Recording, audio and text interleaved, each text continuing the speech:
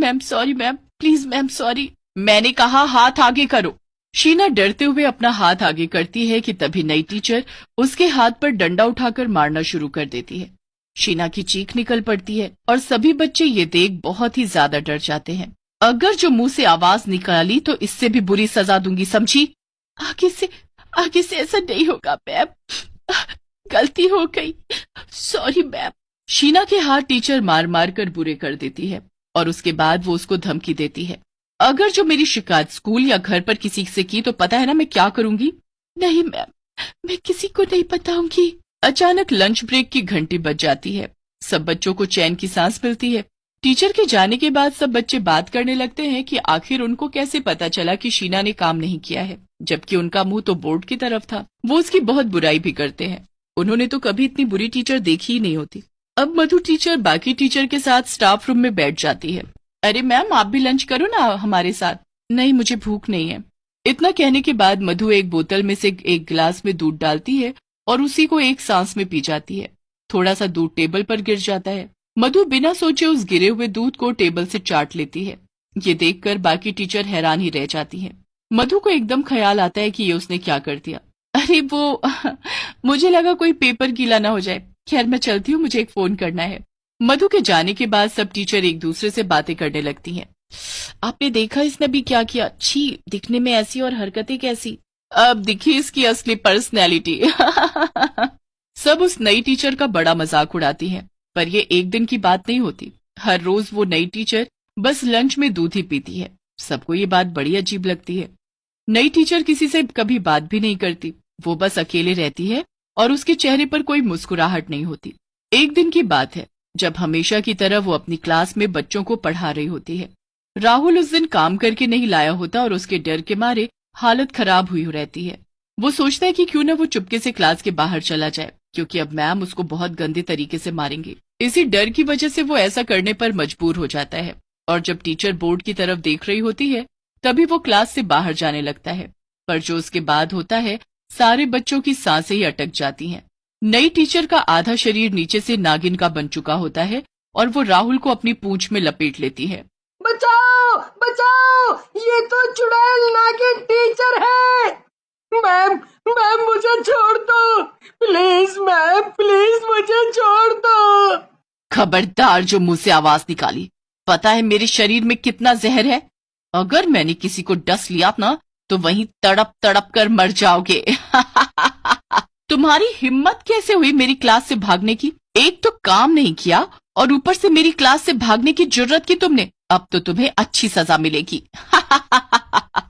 राहुल उस चुड़ैल नागिन टीचर की पूंछ से लिपटा हिल भी नहीं पा रहा होता। सारे बच्चे डर के मारे अपने अपने बेंच में छुपने लगते हैं। वो डर की वजह से चिल्ला भी नहीं पाते, पर इतने में चुड़ैल नागिन टीचर को बाहर से किसी दूसरी टीचर के आने की आहट होती है। खबरदार जो किसी के आगे कभी मेरे बारे में मुंह खोला, जिसने भी ऐसा किया तो मैं उसको डस लूंगी। एकदम से चुड़ैल नागिन टीचर अपने वापस पहले वाले सुंदर रूप में आ जाती है और तभी दूसरी टीचर भी वहां पहुंच जाती है। मैम आप अभी के अभी स्टाफ रूम में आ जाइए, प्रिंसिपल मैम ने कोई मीटिंग रखी है। ठीक है, मैं बस अभी आती हूँ, आप चलिए। चुड़ैल नागिन टीचर बच्चों को घूरती हुई वहां से दूसरी टीचर के साथ चली जाती है। उसके जाते ही राहुल जोर जोर से रोने लगता है। मैं कल से स्कूल नहीं आऊंगा, नहीं आऊंगा। राहुल तुम रो मत, वो हमारा कुछ नहीं करेगी। ऐसा होता तो हम में से कोई स्कूल नहीं आता, पर हम अपने मम्मी पापा को भी कुछ नहीं बता सकते और बिना मतलब वो हमारी छुट्टी भी नहीं होने देंगे।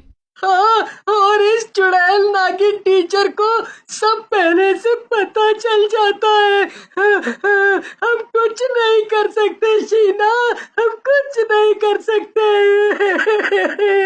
राहुल बहुत रोता है और उसके साथ बाकी बच्चे भी बहुत ही परेशान होते हैं कि आखिर वो क्या करे। कुछ दिन ऐसे ही निकल जाते हैं और फिर बच्चों की 3 दिन की छुट्टियां पड़ जाती हैं। ये मत सोचना कि तुम मुझसे बच जाओगे। 3 दिन बाद तुम यही होंगे मेरे पास। 3 दिन की छुट्टी पड़ते ही बच्चों की खुशी का कोई ठिकाना ही नहीं होता। वो इतने खुश होते हैं जैसे पता नहीं उन्हें क्या ही मिल गया हो। पर जैसे ही 3 दिन पूरे होते हैं सब बच्चे स्कूल जाने के नाम पर रोने लगते हैं। बड़ी मुश्किलों से सबके माता पिता उनको स्कूल भेजते हैं। स्कूल जाने के बाद उनको उसी चुड़ैल नागिन टीचर का सामना करना पड़ता है। आ गए मेरे प्यारे बच्चों, चलो चलो चलो, जल्दी से अपना काम निकालो। कुछ बच्चों का काम पूरा ही नहीं होता तो बस उन बच्चों को वो पहले की तरह अपनी पूंछ में लपेटकर पूरी क्लास में घुमाने लगती है। वो उनकी इतनी बुरी हालत कर देती है कि बच्चे उठने के काबिल भी नहीं रहते और वहीं जमीन में गिर जाते हैं। उस दिन बच्चों के साथ चुड़ैल सबसे ज्यादा बुरा करती है। बच्चे तो बस छुट्टी होने का इंतजार करने लगते हैं। फिर अगले दिन बाल दिवस होता है और सभी बच्चों को ग्राउंड में बुलाया जाता है। प्रिंसिपल ने बच्चों के लिए कुछ मनोरंजन के इंतजाम भी कर रखे होते हैं। बच्चे बड़े मजे से सब देख ही रहे होते हैं और आखिर में एक सपेरा बच्चों को सांप का खेल दिखाने लगता है। सपेरे को देख मधु बेचैन हो उठती है। सपेरा बीन बजाता रहता है और थोड़ी देर में ही मधु झूमने लगती है। झूमते झूमते वो सपेरे के पास पहुंच जाती है और चुड़ैल नागिन में बदल जाती है और नाचने लगती है। हे भगवान, ये क्या है? ये तो चुड़ैल नागिन है। ये सब क्या हो रहा है? इन 3 दिनों की छुट्टियों में स्कूल की हर क्लास में कैमरा लगाया गया था।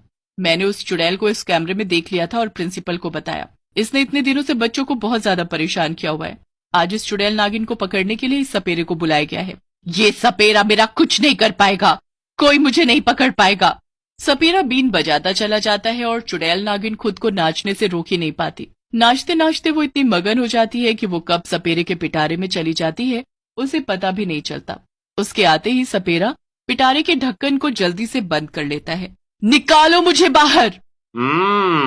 अब तो इस पिटारे से कभी बाहर नहीं आएगी। बहुत दुखी कर लिया तूने मासूम बच्चों को। सपेरा उस पिटारे को अपने साथ ले जाता है। उसके बाद उनकी पुरानी टीचर स्कूल वापस आ जाती है, जिसे बच्चे खुशी से गले लगा लेते हैं।